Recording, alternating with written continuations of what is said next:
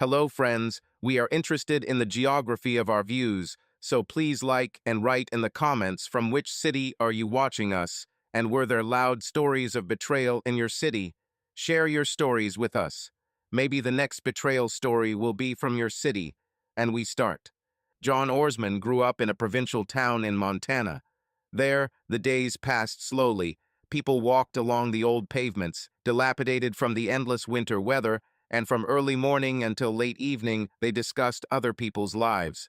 From childhood, he sought to escape.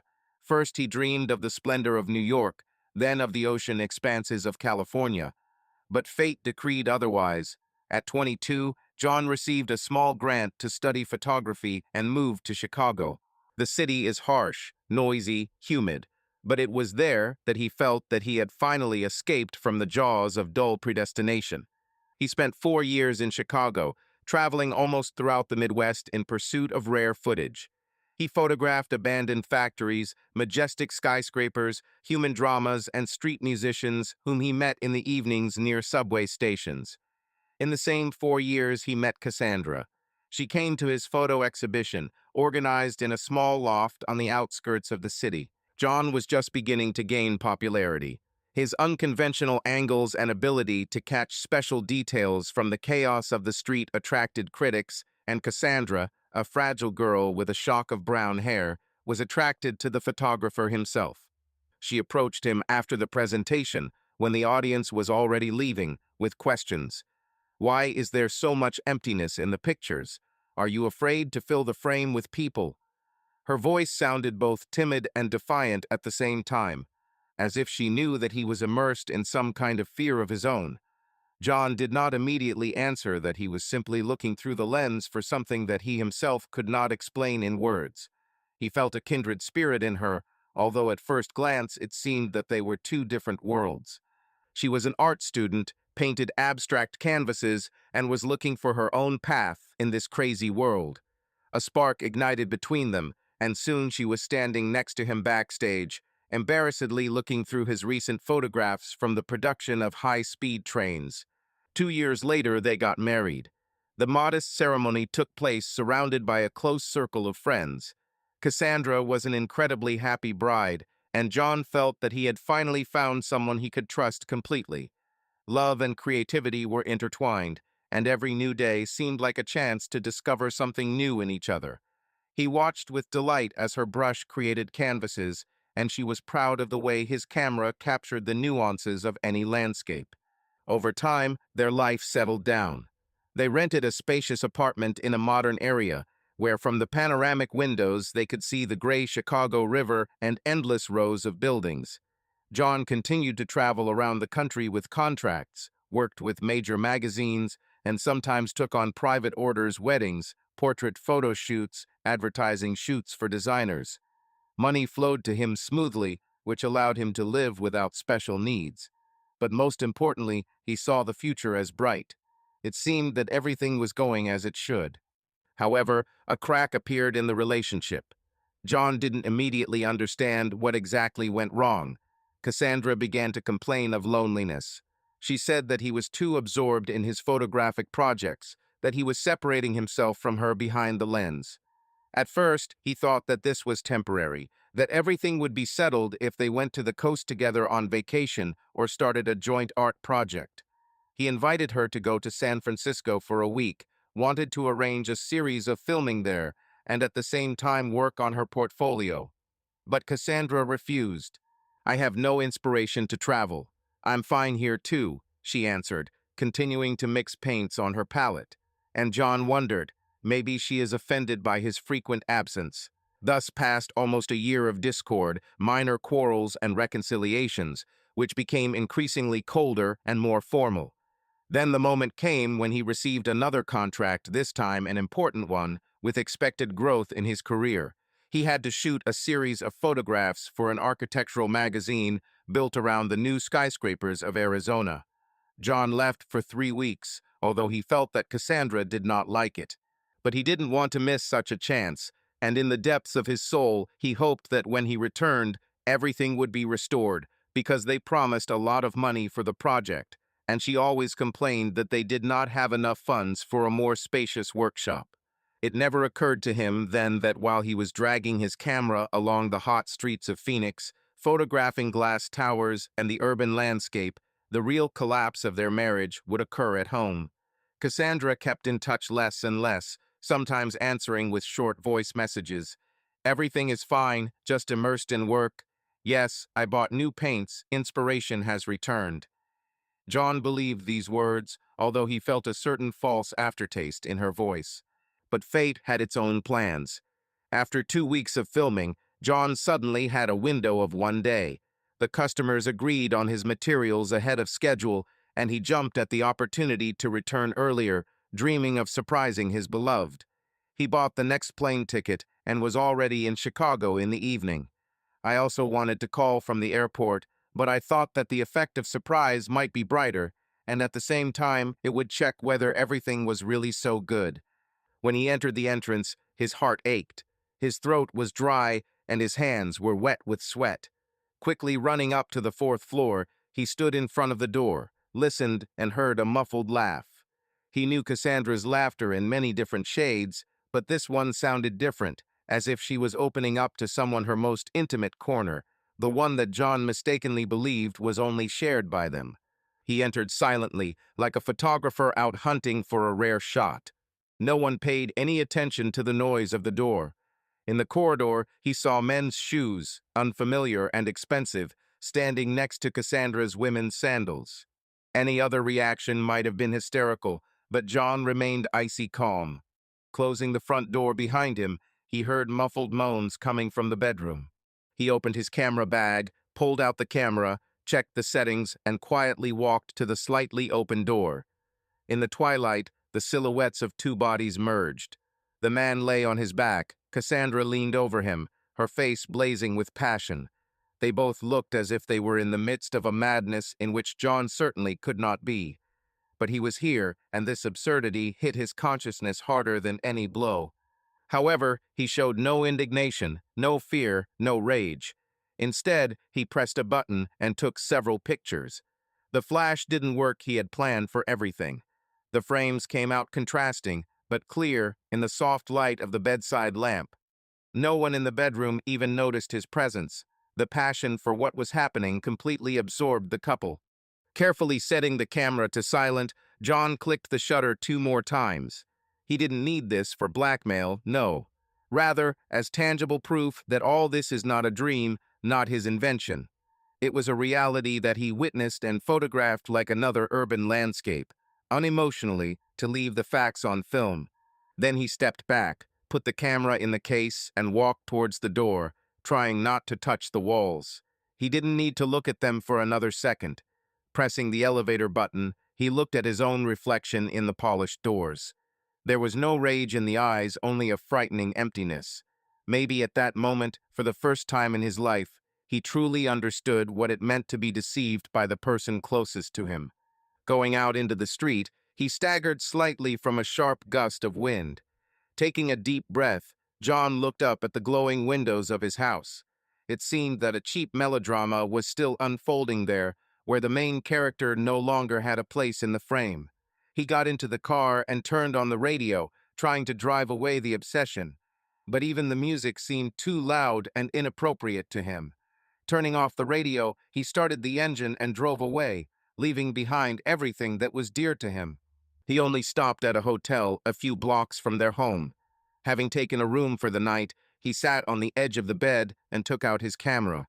One by one, I scrolled through the pictures. In each one, Cassandra looked happy, enthusiastic, far from all the problems they supposedly had. There was no pity or compassion, only the realization that their story ended the moment she decided to give herself to another. Somewhere inside, he assumed that a serious problem was brewing in the relationship, but he never thought that the betrayal would be so obvious. That night, John emailed his lawyer and explained the situation. He attached the footage, warning that he wanted to file a divorce as quickly as possible. He understood that there were unpleasant formalities ahead, hated meetings with lawyers, discussions of the terms of division of property. But putting off this matter was stupid and painful. He saw the reason for the divorce with his own eyes. The next day, John told only one friend about what had happened. Sarah, also a photographer, with whom he studied together and from time to time worked part-time at wedding photo shoots. Sarah, having heard the truth, first began to whisper, then swore obscenely, and then invited him to spend the night with her if he did not want to stay in the hotel. But John politely refused, wanting to be alone with himself. A week later, the divorce notice officially reached Cassandra. She probably thought until the last moment that John was on a business trip, that he would return with new photographs, gifts, and perhaps even with some kind of humility in front of her whims. But in the envelope, she found only a scanned notice of the lawsuit, a couple of legal forms, and several photographs of her and her lover from completely unsightly angles. The intensity of passion was clearly visible in the photographs. For John, it was a cold but complete verdict on their marriage. At first, she called him several times, but he did not answer. Then she wrote in chats, trying to justify herself. It was a mistake, I don't know how it happened. He's just a friend, everything went too far, not on purpose. She bombarded him with apologies, voice messages where she cried or was angry at him for not communicating. But John ignored everything. His heart seemed to turn to ice. He remembered her face too well, contorted with pleasure when he pressed the shutter button. He didn't want to hear another word from her. On the third day after Cassandra received the papers, and apparently it dawned on her that John was not joking, she tried to break into the apartment to find out everything personally. But she had the keys, and John managed to change the locks. Outside, she began banging on the door, crying loudly and screaming that he had no right to do this to her, asking him to open it, at least to talk. Neighbors were peeking out from behind the doors. Someone was swearing that it was noisy. But John was out of town at the time, filming, and did not even suspect what kind of hysteria was playing out on his floor. Returning in the evening, he saw scratches on the new door, traces of desperate attempts to get through. He called the lawyer and said he wanted to speed up the process. The lawyer explained that unilaterally this will take some time because you will have to draw up documents and possibly wait for a court decision. John understood that legal delays were inevitable, but he still went to the end. To further emphasize his position, he hired movers, gave them the address of the apartment, and asked them politely but quickly to collect all of Cassandra's things. It included her clothes, an easel, tubes with paintings, shelves with books, personal diaries, and other little things. He wanted to remove her presence from his life, as if clearing dust from hidden crevices. These things were loaded into a van and taken to a warehouse. The lawyer would then contact Cassandra's representatives to transfer all this to her in accordance with state law. John was not specifically present during the removal. He could not calmly watch as everything that was once part of their shared world turns to dust and scatters into boxes. But when he returned to the empty apartment, he was not embarrassed by the bareness of the walls and the emptiness of the rooms. Rather, he felt a strange lightness, as if he had dropped a heavy burden. Only his photographs remained in the living room, and he put even those in the closet, not wanting anything to remind him of his former life. I took down all the photographs from the walls, even with views of nature, simply because each of them was somehow associated with Cassandra, with her joyful exclamations. "What an amazing composition you have!" Or, "You should exhibit in a major gallery." As a result, he decided to re-glue the wallpaper and maybe then change his home altogether. But first he had to deal with the order, which he already had in his hands. Immersed in work, he spent several days in a photo studio, immersed in retouching and editing, in technical processes that distracted him from resentment and anger. True, he was not that angry. Something cold was angry inside him, but it did not spill to the surface. Using all his photographer's endurance, he continued to take clear, perfect photographs for other people's projects and other people's stories. John Orsman spent almost 2 weeks traveling. After the story of Cassandra's betrayal and the ongoing divorce process, he could not be in the same apartment where everything reminded him of betrayal. Therefore, he accepted urgent orders in order to avoid returning to empty walls for as long as possible. During this time, he went on 3 night photography shoots in an old town on the outskirts of Illinois, in an industrial area near Gary, Indiana, and on the road to an abandoned motel, where he was ordered to do an art photo shoot for a dark music album. Twilight has always been a special environment for John. He loved to spy on the elusive light when forms lose clarity and mystery appears. But now the darkness has also become a refuge from his own thoughts. In the night landscape of cities, formatted by the flickering of rare lanterns, he saw not only shots for his portfolio, but also an opportunity to forget about the past. His shots, filled with contrasting highlights and silhouettes, spoke for themselves. The photographer was looking for answers in the night that he could not find during the day. On the 14th day of his crazy schedule, around midnight, John was driving along a deserted road between small communities on the outskirts of the state. The nearest town was more than 40 miles away, and not a single street light illuminated the cracked highway. Rare trees and shrubs grew along the side of the road, and behind them stretched endless fields, already scorched by the sun. There was silence in the cabin. He had turned off the radio long ago and could not tolerate any sounds other than the muffled hum of tires on the asphalt. He was exhausted, but kept his spirits up. The adrenaline from another risky shoot still did not let him go. This time he photographed huge warehouses, abandoned and dilapidated. At night, they looked like the set of a horror film.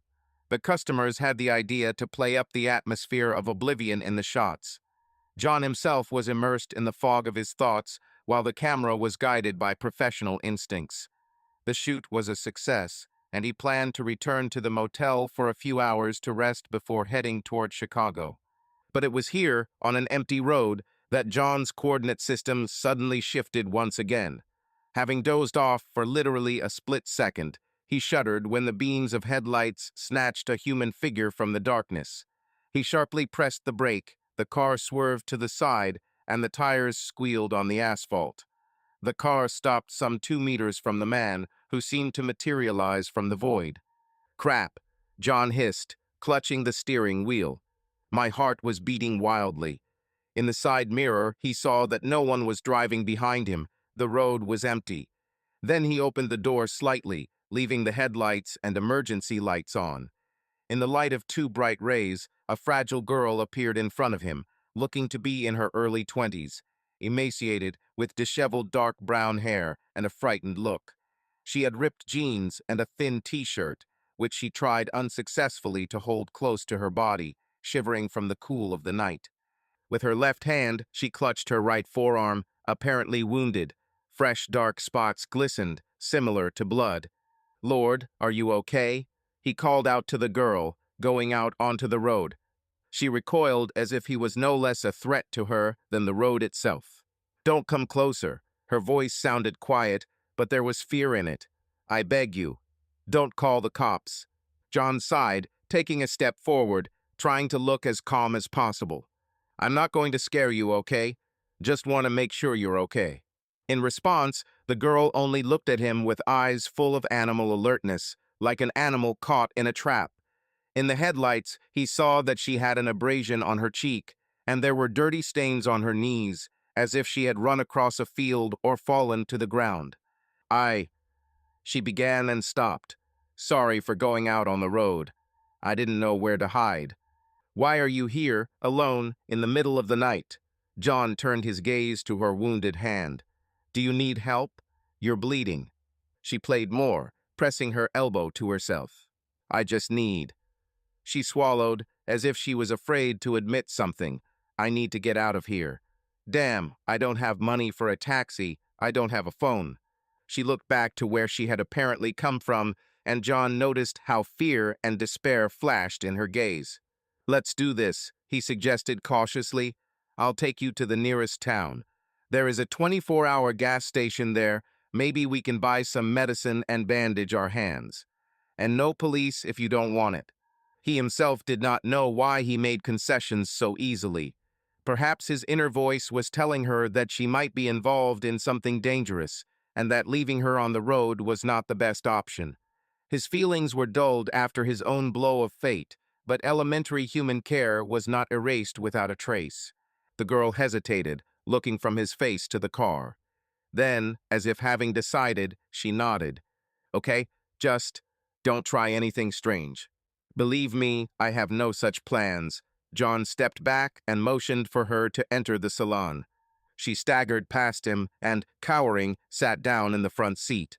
John briefly noted that she had cracked sneakers on her feet. One lace was missing, and the second was in a knot, clearly tied hastily. He walked around the car and got behind the wheel. Now, in the confined space, I could smell the smell of sweat mixed with the smell of dried blood.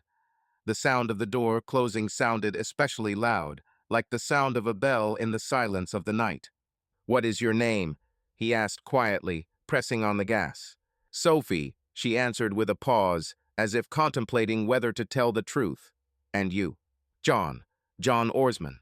She nodded, looking out the windshield, behind which the black expanse was rushing away.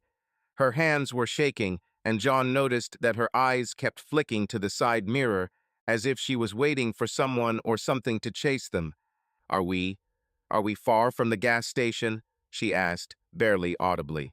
"About 20 minutes, maybe a little more. Listen, Sophie, your wound needs to be treated somehow. I see that the blood is still flowing, although not much. Maybe I'll have a first aid kit in my trunk," Sophie said briefly. "Later.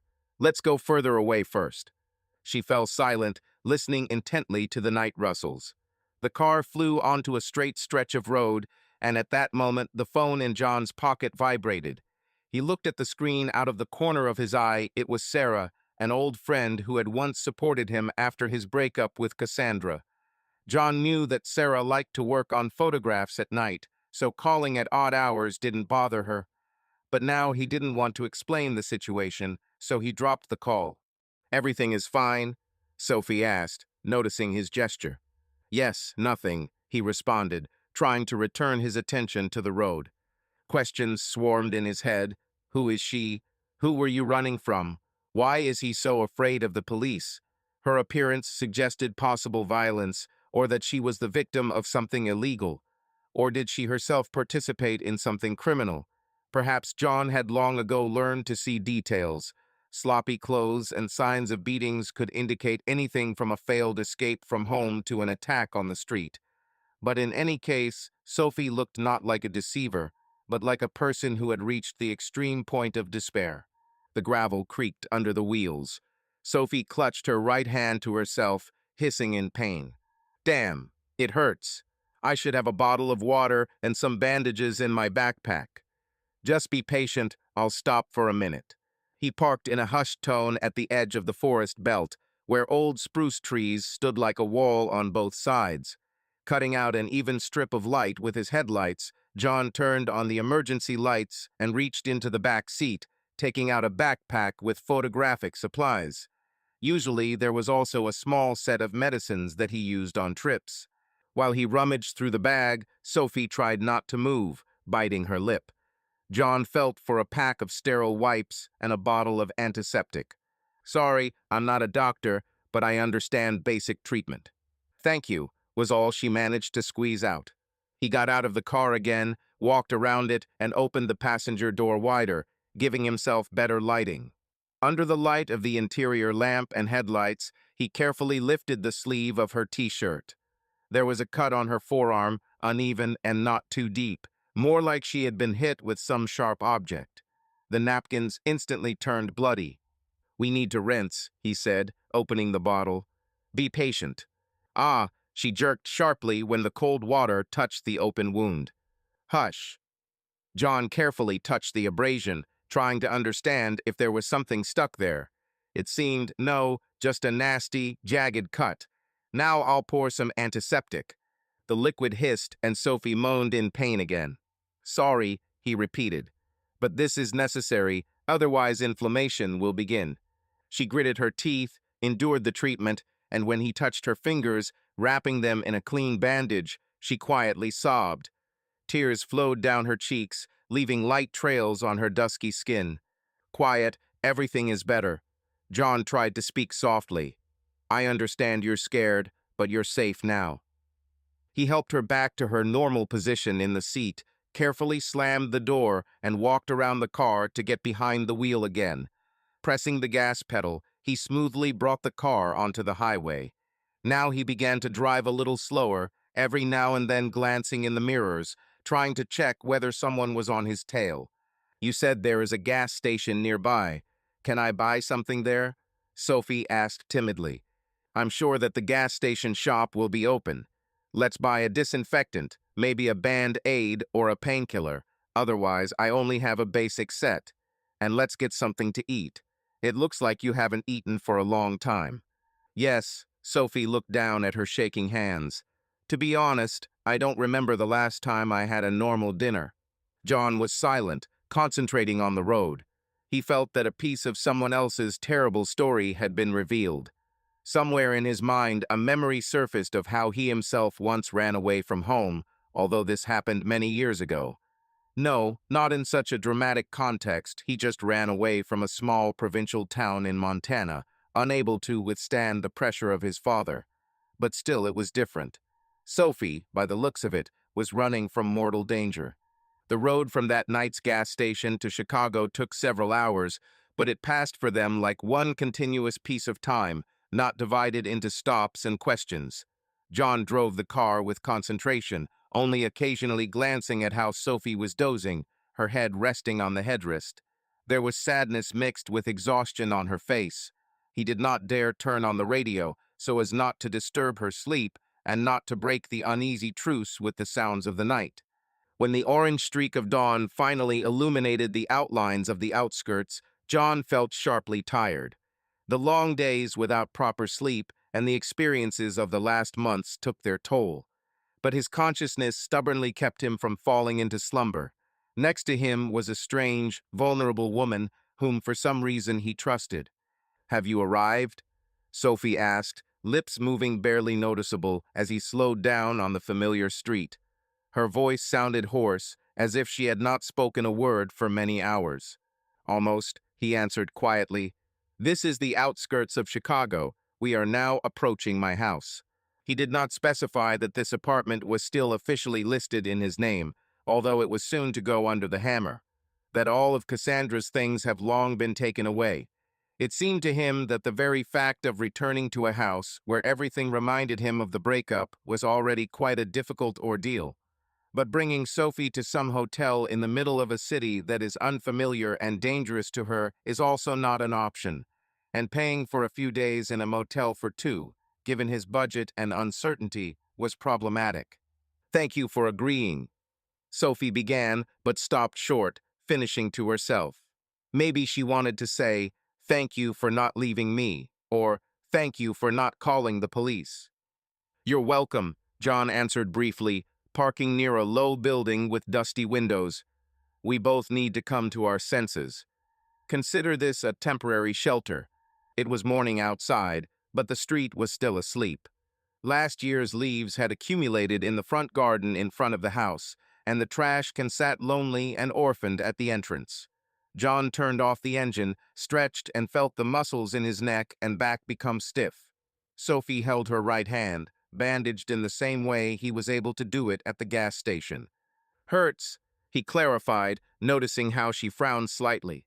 A little bit, but not so much. She lied, or was simply downplaying the pain. It was unclear. I can probably walk there on my own. Great, he nodded, got out of the car, and went to the passenger door to help her out. Sophie, leaning on his arm, took a few steps and stopped at the entrance to the house, looking up at the facade. John's apartment was located on the second floor. As he climbed the stairs, he felt an awkward silence. Usually people have a dialogue, are interested in each other, but now he did not want to press questions on a person who had already experienced something terrible. When they reached the right door, John took out the keys. It was as if he had forgotten his own pockets and, over the years of absence, had turned into a stranger. We must warn you, it's empty here, he warned, inserting the key into the lock. I left only the most necessary furniture. Sophie didn't answer. She just ran her palm along the staircase railing and looked down at the faded, peeling paint. All her thoughts seemed to be focused on not falling and missing the safety she hoped to find here. John first noticed the musty smell of the room, which had not been ventilated for a long time. Until recently, there were shelves with books, photographs on the walls, and Cassandra's things. Now there are almost bare walls, a couple of boxes in the corner, an old sofa, and a table moved towards the window. All that was left in the kitchen was a refrigerator and a few pots. The floor in the corridor creaked with every step. "Come in, you can sit here," he suggested, pointing to the sofa littered with a folded blanket. "I'll open the window now." Sophie slowly sank down onto the sofa, trying not to touch the wound. In the daylight, John noticed new details. The girl's face was covered with bluish marks of beatings, and on her neck there was a narrow scar, as if from an old blade. She caught his gaze and turned away slightly, as if ashamed or afraid of condemnation. "I won't ask questions if you don't want to," he said quietly. "But if you need anything, tell me." She nodded silently. John went to the window, opened it slightly, and let in the exciting morning coolness from the street into the apartment. Then he pointed to the only door leading to a small bedroom. "There's a bathroom and a shower. There should be towels in the locker. I'll make some coffee in the meantime, if the coffee maker is still working, of course." Sophie tried to get up. "Maybe I should clean up all this mess? It's like I'm visiting, and here." No. Nothing to do now. You rest, or if you want, you can take a shower, wash everything off yourself." John swallowed, which it was a great night. He saw her purse her lips, trying to hide her inner trembling. Sophie's fingers nervously fiddled with the edge of the bandage. She shook her head, as if weighing whether she should trust him in this too, but then she still said, "Thank you. I really wish I could wash my face." "Okay," he repeated softly. "Go. If anything happens, I'm in the kitchen." She stood up and slowly and carefully moved towards the bedroom. When her figure disappeared behind the door, John exhaled in relief, as if he had been holding his chest in a vice all this time. He couldn't comprehend what he had gotten himself into. Having placed his camera and backpack on a chair, he went to the kitchen, where he discovered that only a bag of coffee and some sugar remained in the cabinets. The stove was turned off, but the electric kettle was still in place. Stirring coffee in 2 cracked mugs, he thought. On the one hand, he interfered in someone else's life, not imagining what the consequences might be. On the other hand, I saw in Sophie's eyes that terrible emptiness that appears in a person crushed by external circumstances. Once upon a time, he himself felt exactly the same after he left home, escaping from eternal misunderstanding. And later, after Cassandra's betrayal, he knew that the pain of someone else's indifference greatly intensifies any blow of fate. The sound of water coming from the bathroom was heard, so Sophie decided to take a shower. Well, at least it will wash off the dirt and dust. John put both mugs on a tray and carried them to the sofa. Then he began to sort out the contents of his backpack. He had to check if there were any more bandages, plasters, or antiseptic. He pulled out a camera and a bunch of flashes, crumpled wires, remembering how carefully he used to pack his equipment. Now everything was carelessly shoved away, as if after a stampede. "What are you doing?" he muttered in a low voice. "You have a divorce trial behind you, an empty apartment, a career on the brink, and now you're taking on someone else's problems." He chuckled nervously. "But whose problems? I'm already up to my neck in mine." He walked into the hallway and opened the bedroom door slightly to leave it ajar in case Sophie became ill or dizzy. But through the slightly open bathroom door, only the flow of water could be heard. John closed his eyes, feeling his mouth go dry from exhaustion. "We need to get at least a little sleep and then decide what to do next," he thought. About 10 minutes later, the water calmed down and Sophie came out, wrapped in a gray towel. John's hastily fitted pants, he found in the closet, were old sports pants that fit baggy on her, and the t-shirt was too loose. But it's better than walking around in torn and dirty clothes.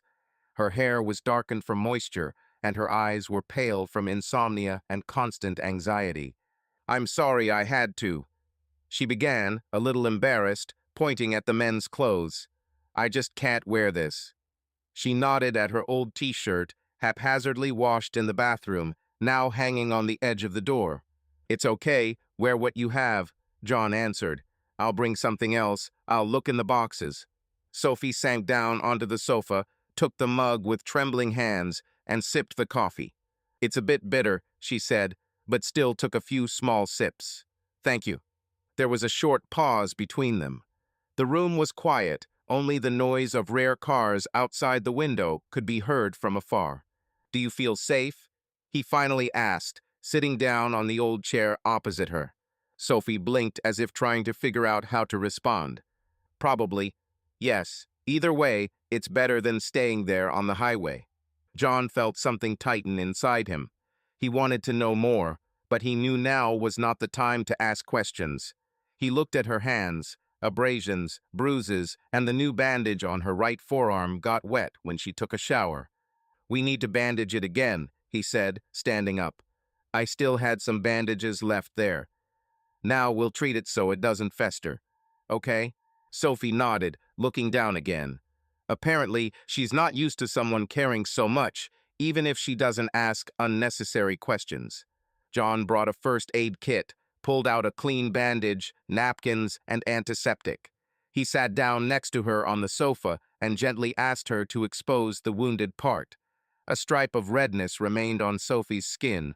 The jagged edges of the wound indicated that it could have been cut with something rough or hastily sharpened. "Here," he handed her a clean towel.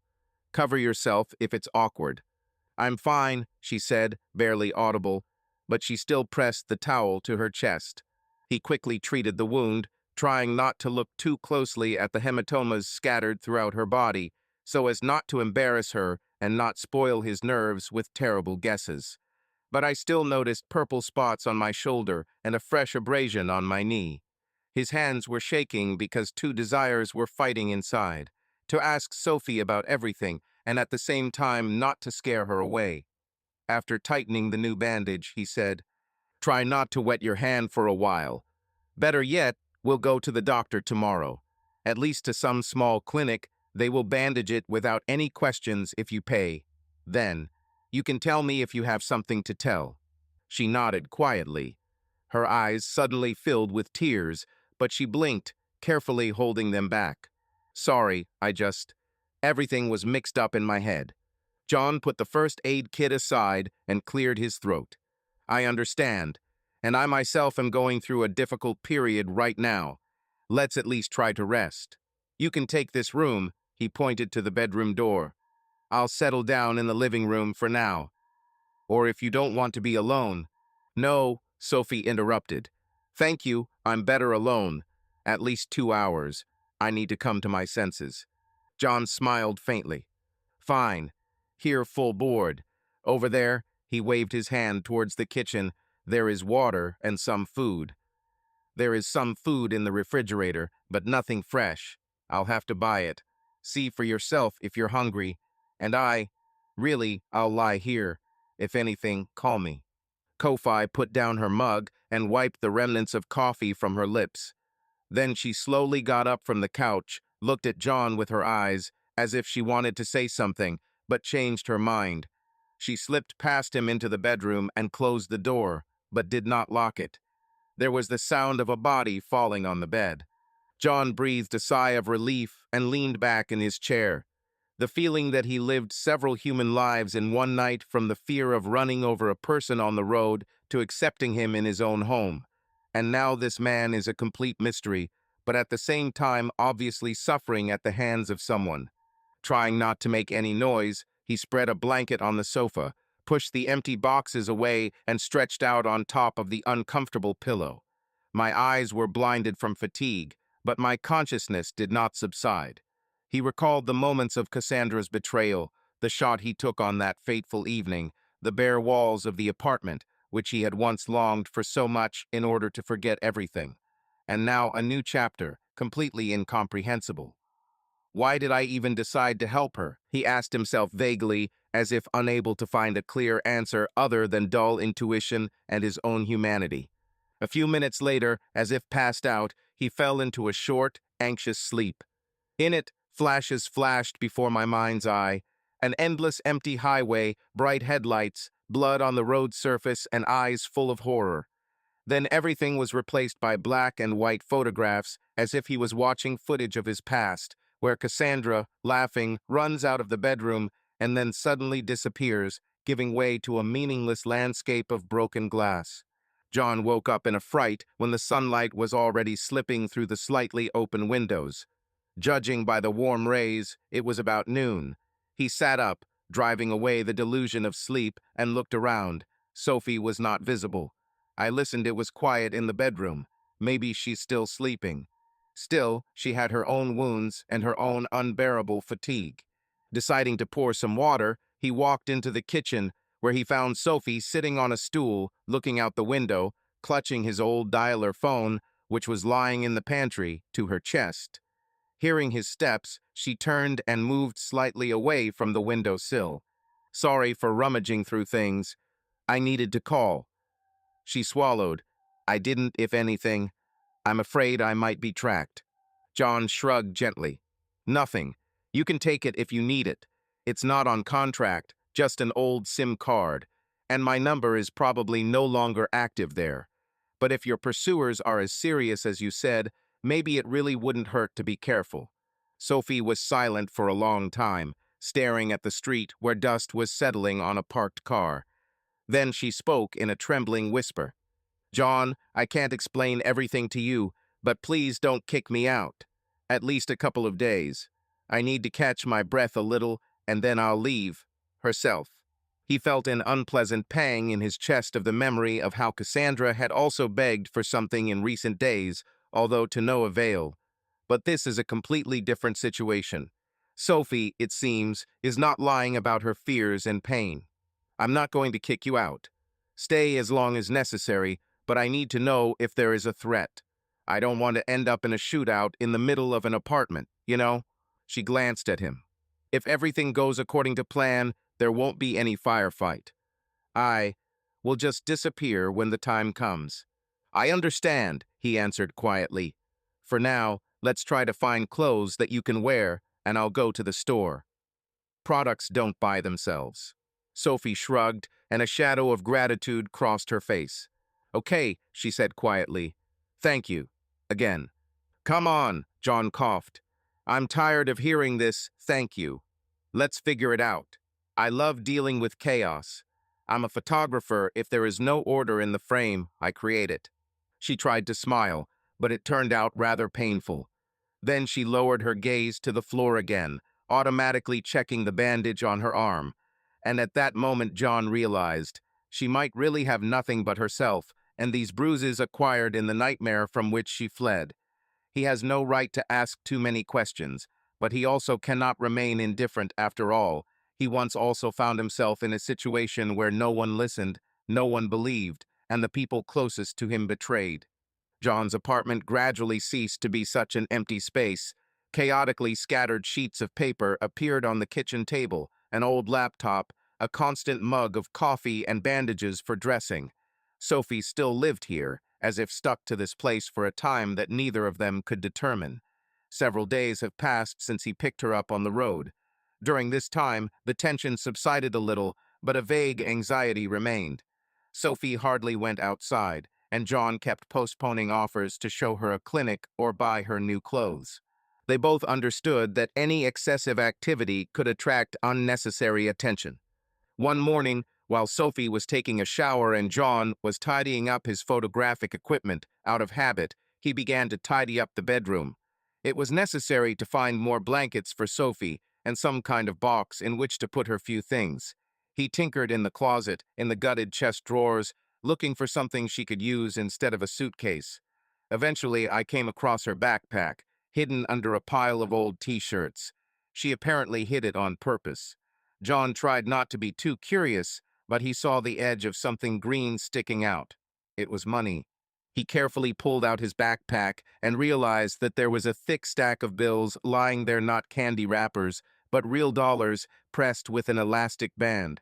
Nearby, in the side pocket, was a small plastic card with a worn-out barcode and a barely readable number. Sophie didn't say she had money. Moreover, she complained that she had neither a phone nor documents.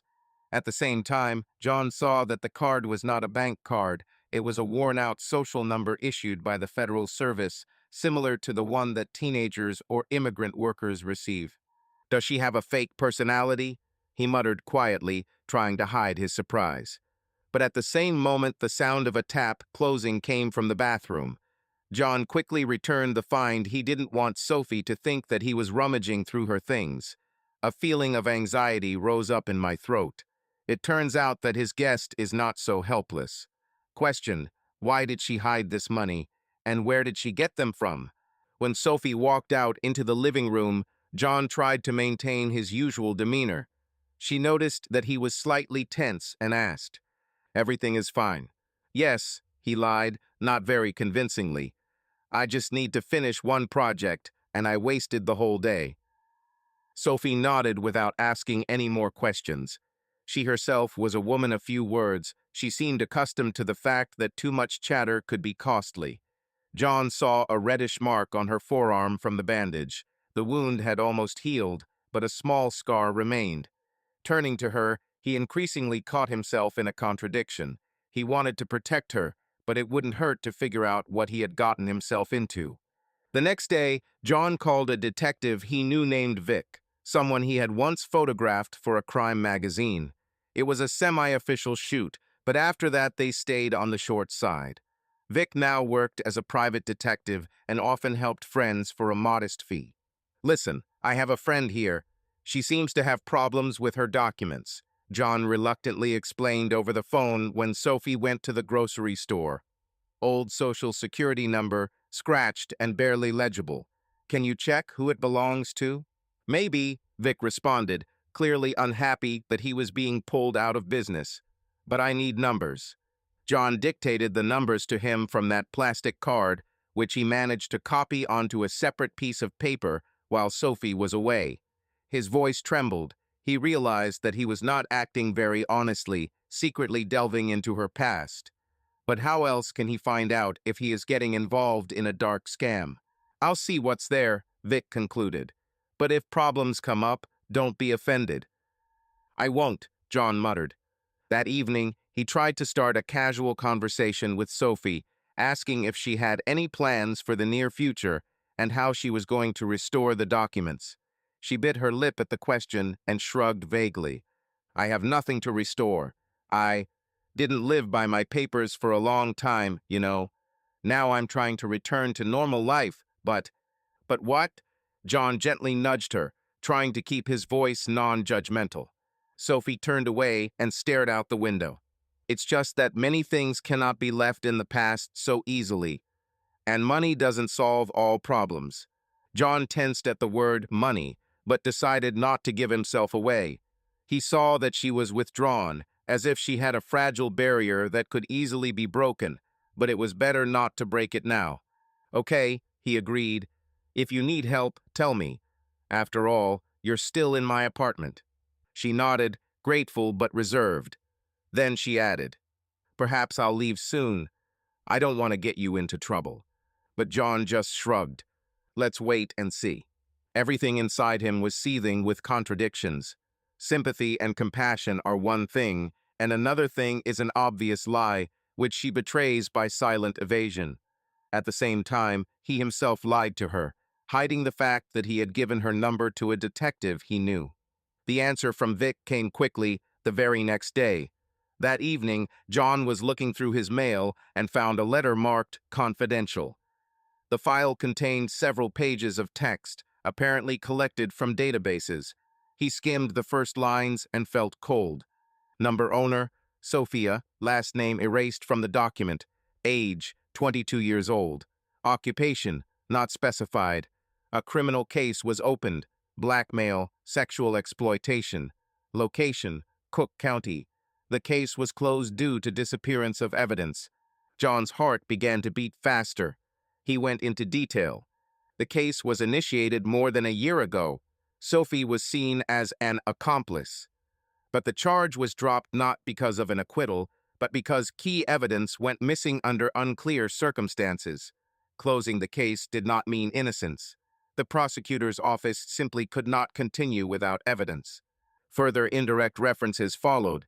Sophie could be associated with a small underground club that was engaged in extorting money from clients, possibly using threats to leak incriminating evidence. There were witnesses, but everyone refused to speak on the record. John, running his eyes over the lines, felt goosebumps running down his skin. The picture turned out to be gloomy: blackmail, sexual exploitation, and the girl he invited to the house was involved in this. He could not resist and called the detective back. "Vic, what does all this mean?"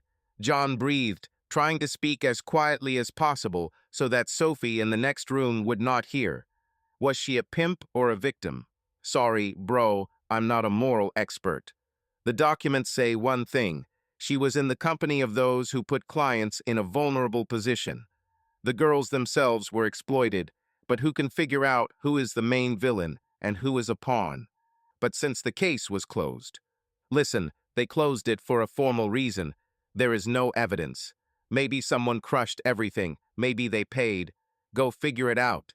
Your Sophie could tell, but I'm willing to bet she won't.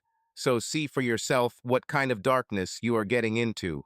John thanked him and hung up, feeling a lump in his throat. For the first time in recent weeks, he realized that he could be involved in a serious criminal story. But looking towards the bedroom, he saw Sophie sitting on the edge of the sofa with a sad, distant face, exhausted, vulnerable. Who is she really? The question was swirling. Victim or criminal? In the evening, when they were both sitting in the kitchen at a modest dinner, John managed to buy vegetables and canned soup. He could not resist talking.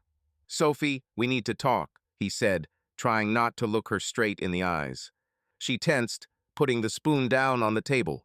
"Yes, you know I won't call the police. But I have to understand why you don't have documents and what this number with the erased surname means." Fear flashed across her eyes, and she sighed briefly. "Have you checked on me?" "Yes," John admitted, feeling a surge of guilt. "Through a friend. I understand that this is terrible on my part, but I couldn't help it. I have a right to know." Sophie took a few moments to gather her thoughts, biting her lip until it nearly drew blood. Then she nodded briefly, as if deciding to confess. "Fine. I'll say what I can. I lived with people who ran underground businesses. There were sexual services for money and blackmail. They lured clients, made it clear that they had incriminating evidence, and extorted money. At first I was a victim. I was dragged into this. But then I began to carry out tasks, mainly to lure clients in order to extract money from them." John felt something break inside him. "So you were actually involved?" Kofi clenched her fists. "Yes, but I had no choice. They threatened that they would post my personal photos, give me to other fives, or simply grind me into powder. We had an owner, everyone called him boss. I had nowhere to run. He took my documents on the first day and said that without them I was nothing. And then," she looked away, staring at her plate. "Then it got to the point where I began to cooperate with the investigation. I thought they would help me and give me protected status. But," she chuckled bitterly, "the evidence is missing. It seems they bought everyone. I was almost accused of organizing everything. I had to run away." John sat there in a daze, not knowing whether to believe her or not. "What next?" "And then I wandered around, did odd jobs, hid wherever I had to. Sometimes I was able to borrow some money from criminal types I knew who owed me money. This wad of bills is all that is left to try to start a new life. But it seems that you can't run away from your old life so easily." She forced out a laugh that was not amused. John felt a strange mixture of sympathy and disgust.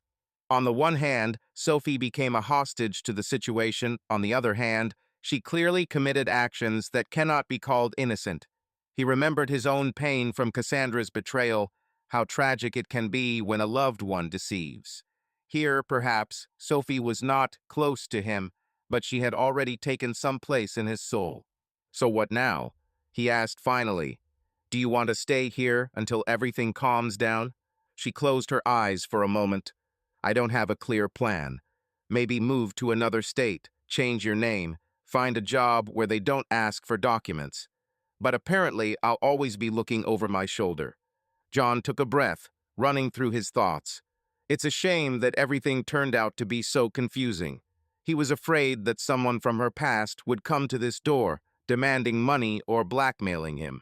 But looking at her tense face and the bruises that were not yet completely gone, he could not bring himself to kick her out. "Listen, Sophie," he said, finally controlling his emotions. "It's not easy for me right now. I am ready to help you, but in return I ask, do not deceive. No more secrets. And if suddenly your friends come here, tell me right away. Agreed?" She nodded, tears sparkling in her eyes. "Agreed. Sorry for everything." "Okay," he breathed. "Just live here for now. But remember, I already have too many problems, divorce, chaos in my life. Don't lead to a bigger nightmare, okay?" Sophie clasped her hands. "I promise. I will do everything not to drag you into this mess." The night found them both silent. Sophie fell asleep in the living room, not daring to go to the bedroom. Maybe she was afraid that from now on John would become suspicious of her. And partly he really experienced this internal fracture. The whole situation was frightening. But for some reason, looking at her, he did not see the insidious criminal. More like a tormented man forced to lie in order to survive. In the morning he got up first, caught his reflection in the dim mirror, dark circles under his eyes, sickly pallor. My heart was pounding from lack of sleep and adrenaline. "Well," he muttered, "if I manage to survive my wife's betrayal, then I can somehow cope with this story. Maybe." Kofi woke up to the sound of him starting the coffee maker in the kitchen. She came quietly and timidly stood at the door, as if afraid of his reaction. He caught her gaze. There was a grim determination in it, but somewhere in the depths there was still a glimmer of hope. "Good morning," she said quietly, keeping her eyes on the button of his shirt rather than his face. "Morning, yes. Shall we have some coffee?" John suggested, trying to sound more or less friendly. She smiled weakly. "Thank you." And at that second, the thought flashed through his mind that, despite all the dark spots in her past, it was precisely such a short smile that made him once ready to take risks. Maybe he just couldn't remain deaf to someone else's misfortune. Maybe he hasn't fully become heartless after the betrayal. After all, if he could survive his own catastrophe, then suddenly he learned to understand others who were driven into a dead end. Immediately after talking about her past, filled with danger and lies, a tense silence reigned between Sophie and John. They both stood in the kitchen, holding mugs of cooling coffee, each with mixed feelings. John realized that he could have done what many people did, say, "It's not my problem," and show her out the door. But instead, something turned upside down in him.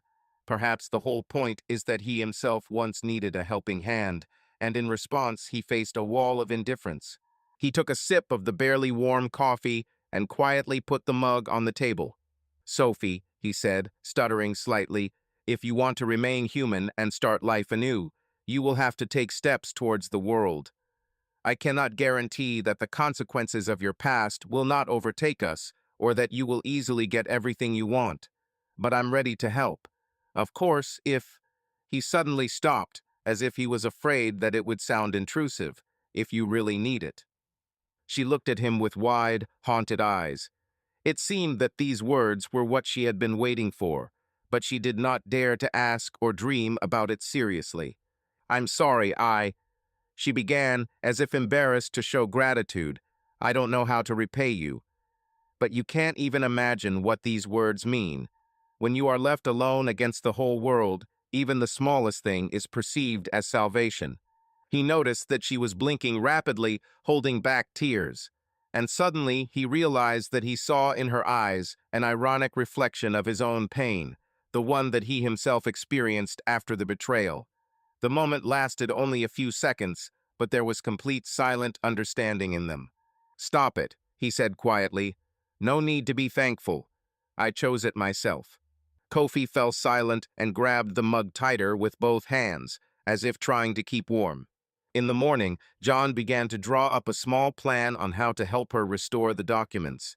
He was not an expert in bureaucracy, but he understood that what was needed here at a minimum was an identity card, a social number, and some official papers.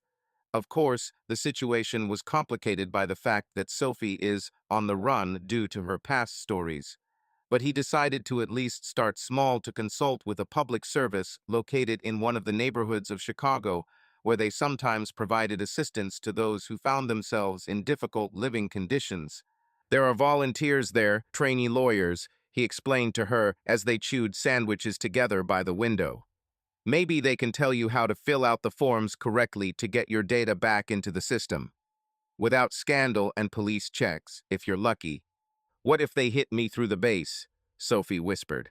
If everything is done carefully, with an emphasis on the loss of documents and not on your past, then there are chances, John answered thoughtfully.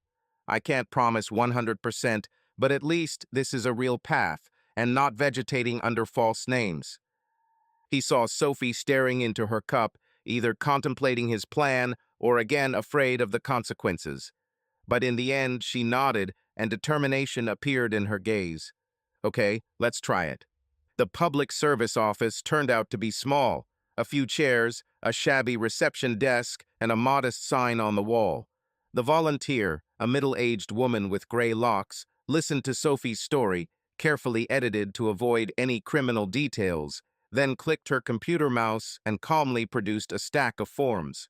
Fill out these papers, she said evenly. You will need 2 color photographs, your fiscal data for previous years, and proof of place of residence.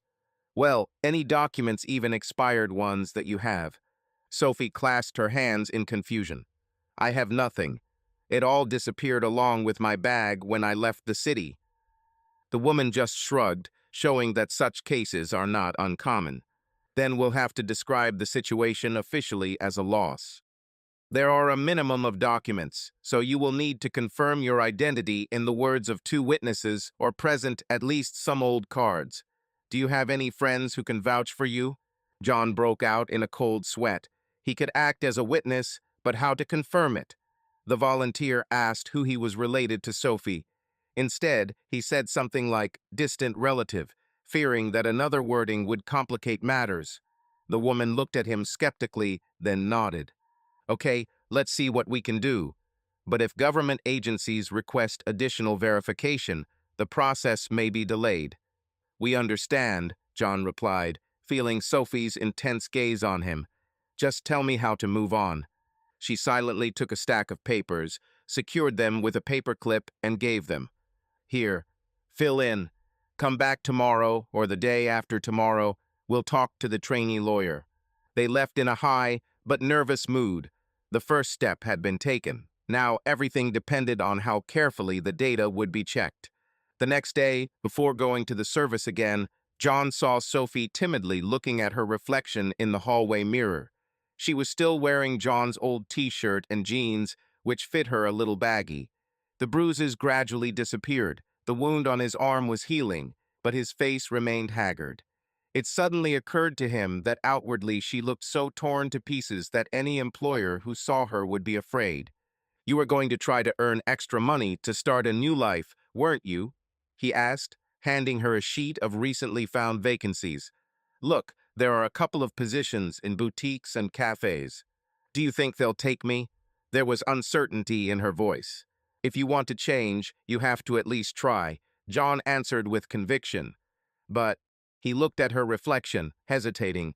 He didn't want to offend her, but he understood that at least a basic transformative disguise was necessary. Do I need normal clothes? Sophie guessed, clenching her hands convulsively.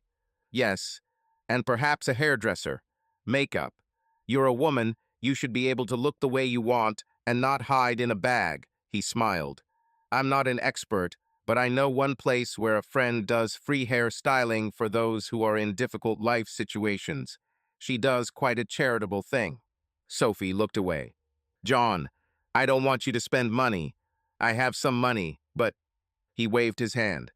You can consider this an investment in your second chance. Besides, I still have some savings left, and I can't say that I'm completely broke. In the evening, they went into a small studio where John's girlfriend named Kay worked. She had once been a makeup artist at one of his photo shoots. Kay was sympathetic to Sophie's hesitation. She explained that there is no luxury salon here, but rather a modest workshop where clients are helped to choose their hairstyle and basic makeup so that they can confidently go to interviews. Now let's look at the condition of your hair. Kay looked carefully at Sophie, and will determine what can be done. At the same time, let's add a little color to your face. I think you have a great face shape. You're just very exhausted. We'll fix it. Sophie smiled shyly, but there was a flicker of curiosity in her eyes. Apparently, she wanted to see herself in a new light. John stayed in the waiting room and leafed through magazines, trying not to feel too out of place. He knew Kay's skill firsthand. She could change a person's appearance in half an hour, giving it neatness and natural attractiveness. Soon Sophie returned with soft curls instead of her previous tangled hair, and her face looked fresh. Traces of insomnia and dullness had disappeared. Of course, traces of old bruises were still visible, but overall the effect was striking. She was embarrassed, straightening her hair. "This is probably too." "Not at all," John said softly. "You look great. Thank you, Kay." The master smiled and shrugged. "Good luck. I hope everything works out." From there, John took Sophie to one of the affordable shopping centers, where you could pick up clothes without exorbitant prices.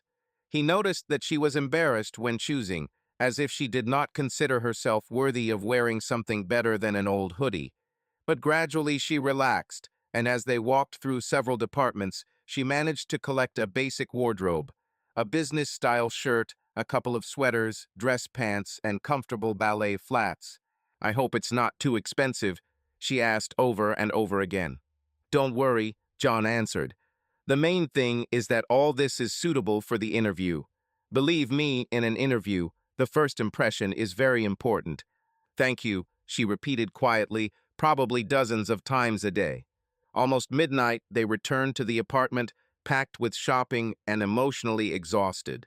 Sophie took the bag off her shoulder and sat down on the sofa. "I can't believe all this is happening to me.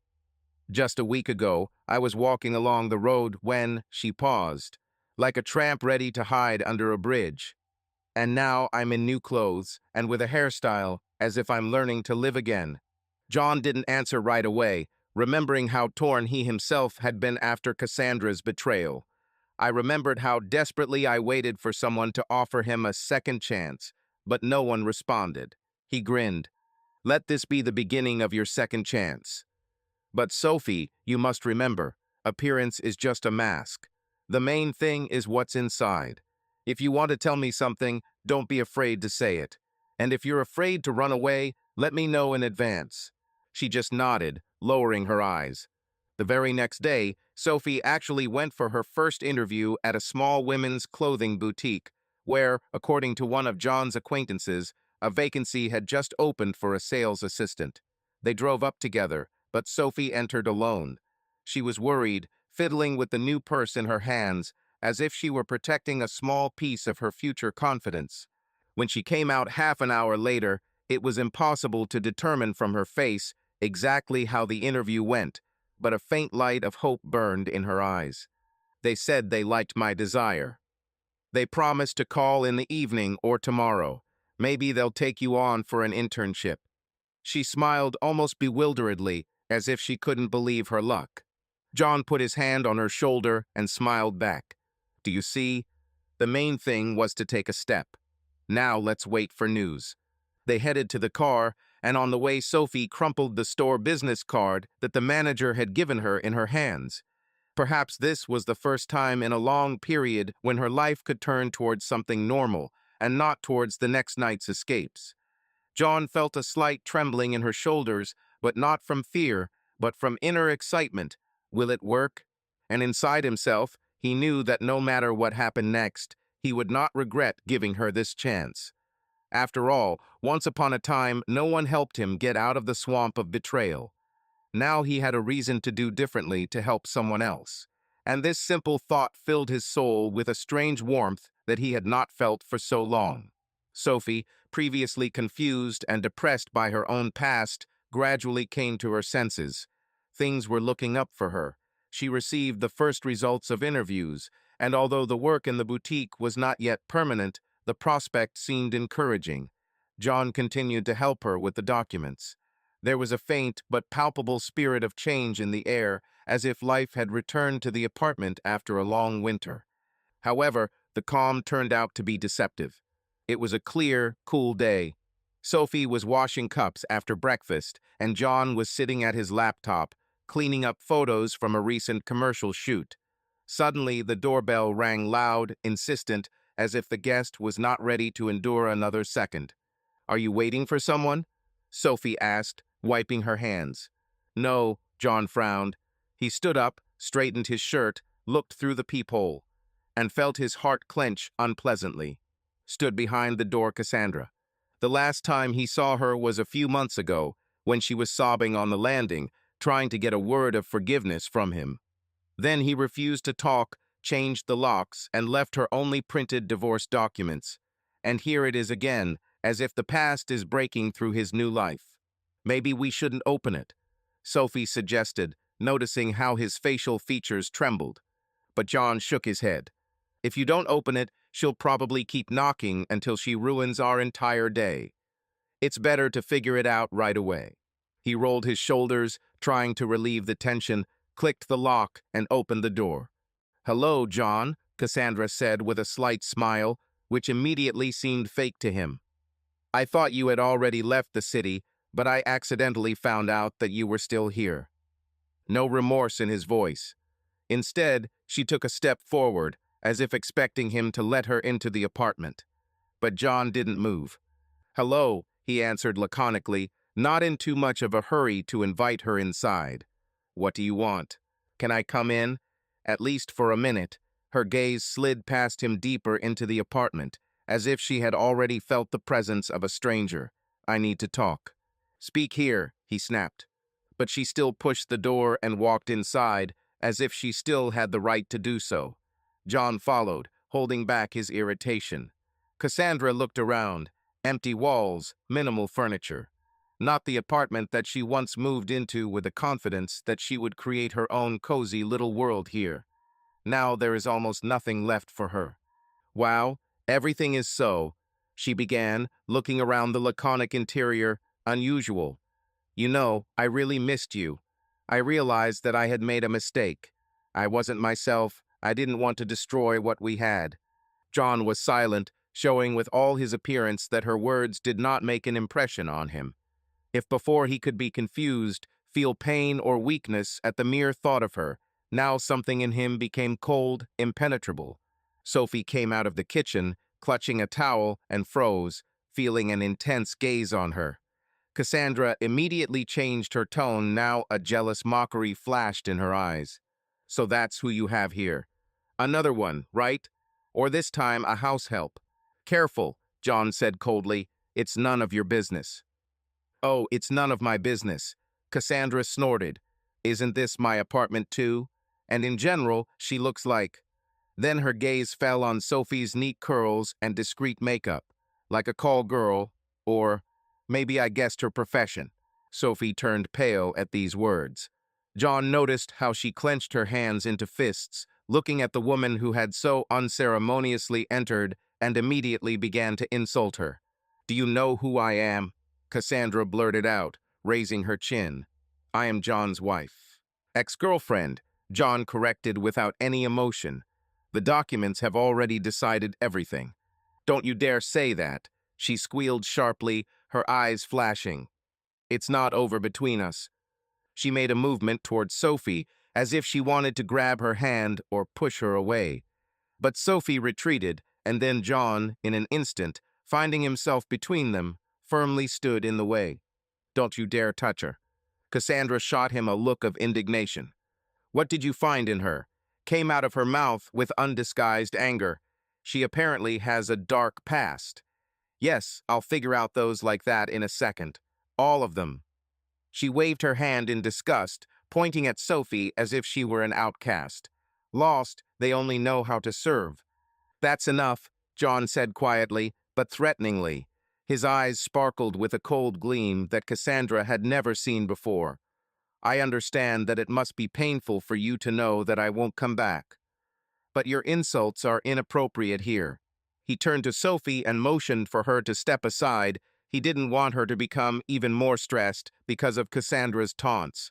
Sophie bit her lip lightly, trying not to burst into tears or blurt out something in response. Cassandra, noticing that John was defending Sophie, switched to a more plaintive tone. Listen, I made a mistake. I don't argue. But everyone makes mistakes. You and I had happy moments, do you remember? She suddenly changed her intonation, trying to look sincere. Let's talk without this, without someone else. Maybe we can still start again. Start again. There was irony in John's voice. Have you forgotten how I found you with someone else? Cassandra quickly looked away, shivering slightly. It was stupid, she muttered. He seduced me, and I don't even know why. But one offense doesn't mean anything, right? It changed everything, he recalled. And I don't believe words anymore, only actions. And your action now is to burst in here, insult my guest, and accuse her of God knows what. Do you think this made me melt? What kind of person have you become? Cassandra hissed angrily, apparently realizing that affection would not work. I remember just yesterday you were ready to forgive everything, just to get your ideal wife back. Yesterday, a cold laugh flashed in his eyes. You're wrong.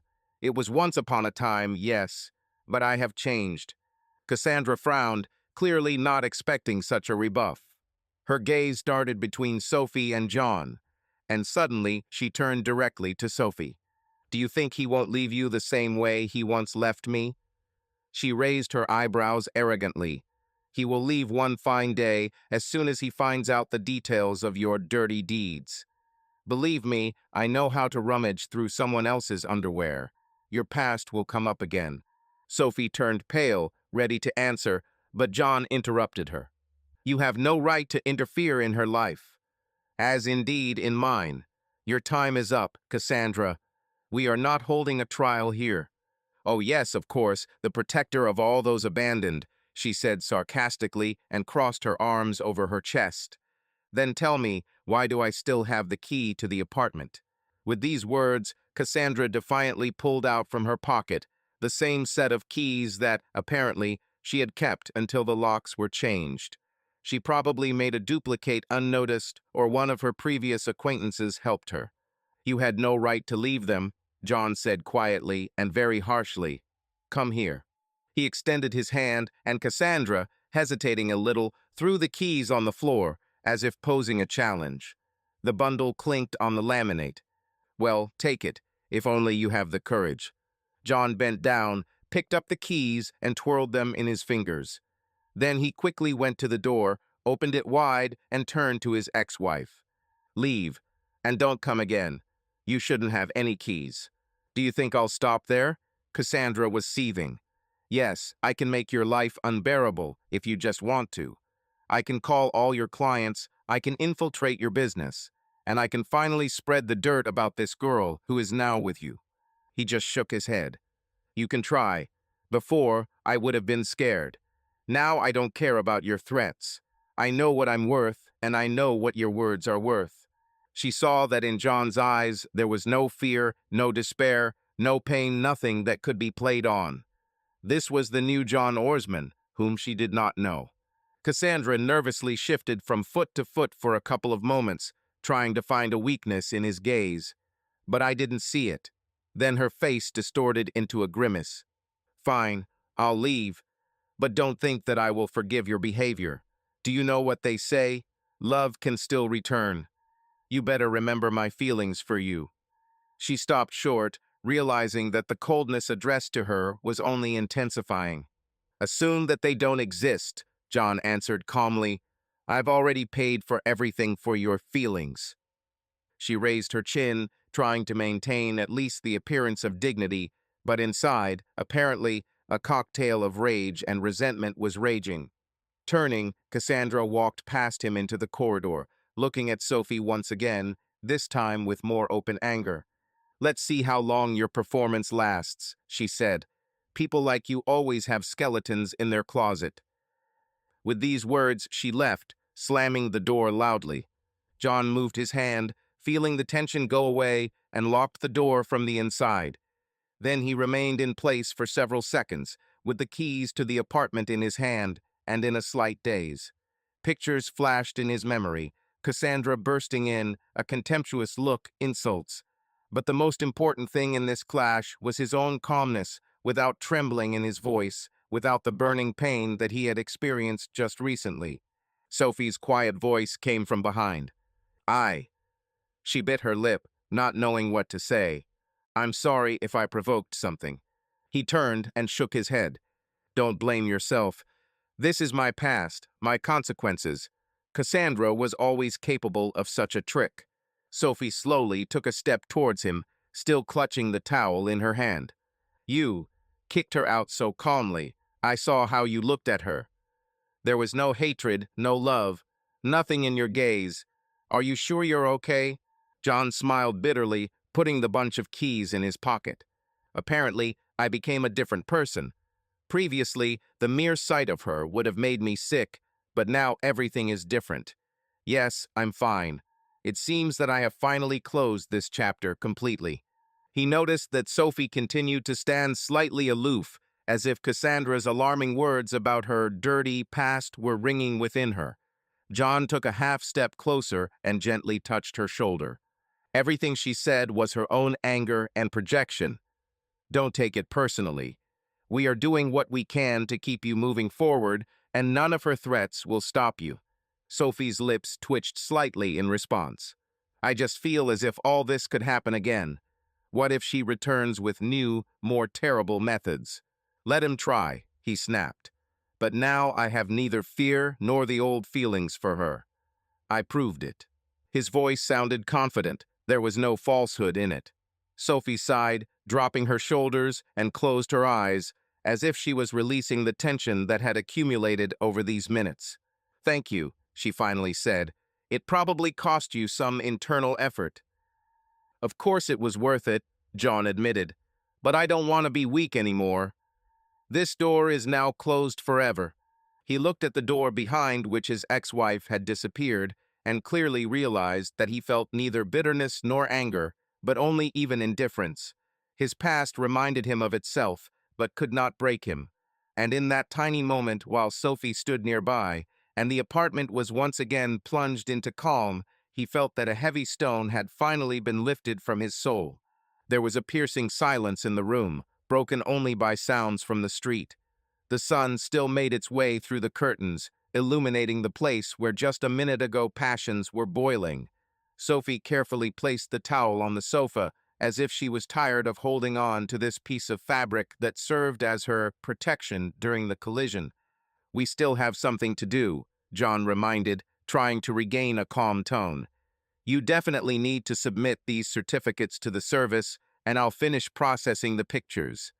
And we need to think about how to strengthen the castle. You never know." Sophie smiled at the corner of her lips. "Yes, a little." She nodded gratefully, and he realized that no explanation was required about Cassandra. She saw everything herself. Sophie felt that John no longer needed anyone's forgiveness or permission. He simply made a choice. Sophie already had her first week at the boutique behind her. At first she was nervous, afraid that her past would show up too clearly in her looks, gestures, and words. But clients came and went, noticing only her patient smile and willingness to help. Purchases made their way through the cash register, and at the end of each day she sighed joyfully, realizing that everything went without a failure. Nobody asked who she was, where she was from, or why she worked here. Everyone was busy doing their own thing, and Sophie was just doing her job surprisingly well. When she received her first salary, it was paid in advance. The advance was more noticeable than she expected. She experienced a strange mixture of pride and relief. Still, until recently, she could only dream of a normal income, of a state in which she did not need to fear the next day. Clutching the envelope in her hands, she felt a joyful thrill, but she looked into John's eyes with a completely different look. For her, something else was more important, not money, but the fact that she finally felt like a person needed not by coercion or blackmail, but by free will. It was late evening. Sophie returned from work tired, but with shining eyes. I found John in the living room. He was sitting in front of his laptop, sorting out new requests for filming. When she appeared, he looked up and asked with a smile, "How was your day?" Sophie, without hiding her enthusiasm, showed him the envelope.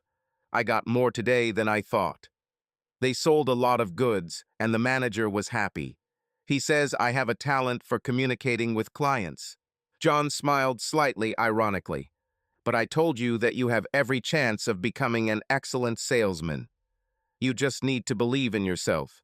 She bit her lip, staring at the envelope as if to see if it would vanish into thin air, and then placed it on the table. When she looked at John, he caught something in her eyes that he had not seen before. It was as if joy merged with great gratitude.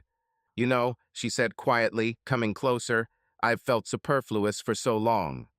I thought that people only saw in me something that could be used, or conversely, something that gets in the way. And now, she paused and lowered her shoulders. For the first time, I know that someone needs me not as a burden, not as a product, not as a means, just like Sophie. He looked at her and noticed how her eyelashes trembled, how her fingers clenched on the edge of the table. Her words resonated with pain in his own memory. Once he was the one who was not heard, once he himself waited in vain for help. You deserve it, he said quietly.